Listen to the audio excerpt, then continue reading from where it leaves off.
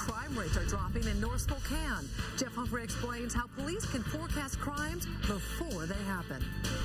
Well, new police programs are being credited for a drop in crime on the north side. Violent crime down a whopping 51%. Overall crime dropped 14%, and burglary and car prowlings down 11% from this time last year. KXY4's crime reporter Jeff Humphrey working for you with a look at what's driving down those crime numbers. Jeff? Well, Nadine, it's a couple of things, including assigning captains to geographic areas where they're held personally responsible for coming up with crime-fighting strategies. Another is using special computer hardware to predict where criminals might strike next. Northeast Spokane has always been a working-class neighborhood where residents do their best to avoid being targeted by crime. But after a rash of car thefts, car prowlings, and break-ins plotted on a map show the extent of the problem, Captain Keith Cummings asked a computer program called ATAC Raids to predict where criminals might strike next. So we use that information to help us identify where things might happen, and use that in combination with the information that officers gain on the street, where some of our repeat offenders live, and combine that information into where we believe we need to focus our resources. Like a weather forecast for crime, ATAC picked this hotspot between Lyons and Koza and Colton in Cincinnati.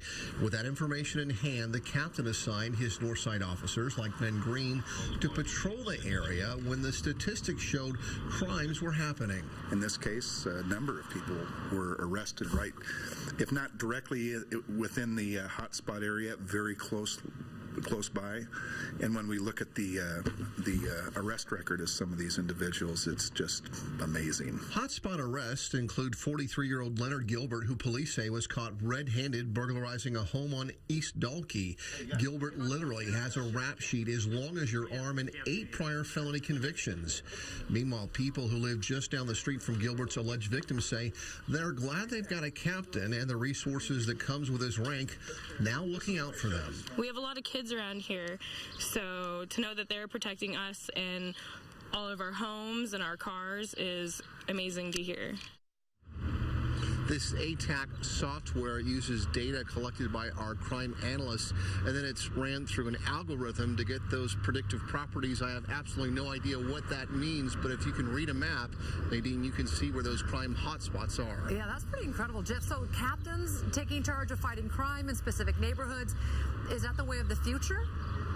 Well, as the city trains up its new 25 officers, you're going to see them assigned with captains to specific neighborhoods, and then those captains are going to have their own detectives and patrol officers to work crime in that neighborhood. And the benefit to you is you get your own captain to work with, but also these officers start learning the players in your neighborhood, the people that are committing the crimes, as well as the folks who live there that want to help police fight crime.